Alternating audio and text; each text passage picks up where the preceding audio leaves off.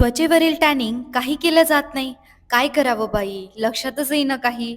तर चला, मी अंकिता सांगते तुम्हाला सर्वात बेस्ट जबरदस्त असं एक face pack, homemade face pack, जो की अवेलेबल आहे आपल्या किचनमध्ये. आणि त्यामध्ये खास जबरदस्त असं मॅजिकल इन्ग्रीडियंट मी तयार केलेलं आहे. हवंय?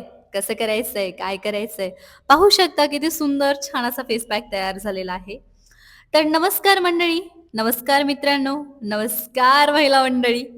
आज मी तुम्हाला एक खूप सोपं आणि जबरदस्त घरगुती फेस पॅक सांगणार आहे, जो तुमच्या त्वचेवरील टॅनिंग काढून टाकेल, स्किनला ब्राईटनिंग आणि ग्लोईंग बनवेल.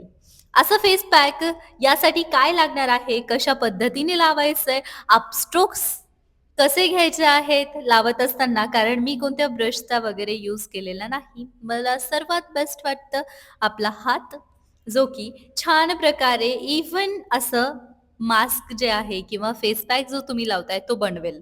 जर तुम्हालाही वाटत असेल की हा बाबा आपण हाताने ब्रशपेक्षा खूप कम्फर्टेबली लावू शकतो, तर नक्कीच मला कमेंट करून सांगा.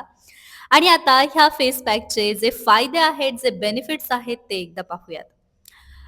हा फेस पॅक जो आहे तो तुमच्या त्वचेवरील टॅनिंग कमी करतो. स्किन नैसर्गिकरित्या व्हाईटनिंग आणि ब्राईटनिंग होते. डाग, पिगमेंटेशन हळूहळू कमी होतात. स्किन सॉफ्ट आणि ग्लोईंग होते. तुम्हाला सर्वात खास टिप मी सांगते. कारण तुम्ही माझे व्हिडिओ हे रोज बघता, लाईक करता आणि चॅनल नवीन असेल तर सबस्क्राईबही करता. त्यामुळे ही बोनस टिप खास तुमच्यासाठी बरं. चला, तर ही टिप काय आहे तेही पाहूयात.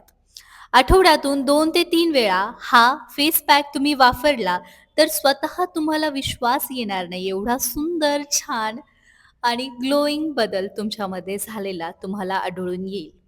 कारण महागड्या क्रीम्स वापरून झाल्यावरती आपण आपल्या घरगुती गोष्टींकडे वळतो, असं मला वाटतं.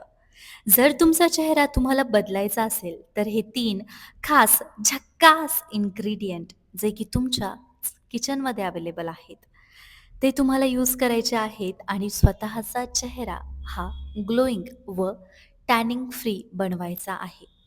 बरं, हे कसं लावायचंय, काय झालंय, काय नाही, या भरपूर गोष्टी ज्या आहेत आपल्या त्या बनवून, पाहून झालेल्या आहेत. तर हा फेस पॅक किती वेळ लावून थांबायचंय, हेही मी तुम्हाला सांगते, कारण तेही सांगणं गरजेचं आहे ना. तर हा फेस पॅक बनवून झाल्याच्या नंतर, लावून झाल्याच्या नंतर तुम्हाला 15 ते 20 मिनिट थांबायचं आहे या फेसमध्ये आणि नंतर हलक्या हाताने मसाज करायचा आहे. सुरुवातीला तुम्ही जो मसाज पाहिलेला आहे, तो व्हिडिओ मी पळवला आहे. ओके, म्हणजे त्याची स्पीड फास्ट केली.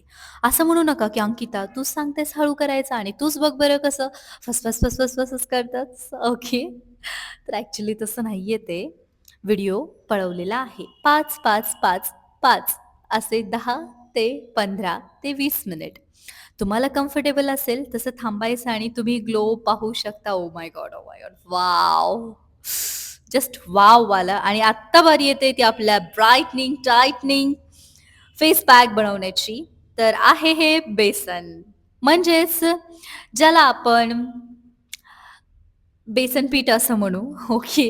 आणि हा माझा सिक्रेट इन्ग्रीडियंट आहे. जर कोणाला ओळखू आला तर नक्कीच कमेंटमध्ये सांगा, मी सांगण्याच्या अगोदर. त्यानंतर हे तुम्ही ओळखू शकता, हे दही आहे. तर ही आहे गोल्डन हळदी, जी की मी बनवलेली आहे. पूर्णपणे हळदी जी आहे ती व्यवस्थितरित्या गरम तव्यावरती भाजून घ्यायची आहे आणि हिचे जे काही तत्व आहेत ते पूर्णपणे वेगळे होतात. तत्व इन द सेन्स त्याचे जे प्रॉपर्टीज आहेत त्या नॉर्मल हळदीपेक्षा ज्या प्रमाणात मी ही हळदी टाकलेली आहे, तशीच जर मी आपली नॉर्मल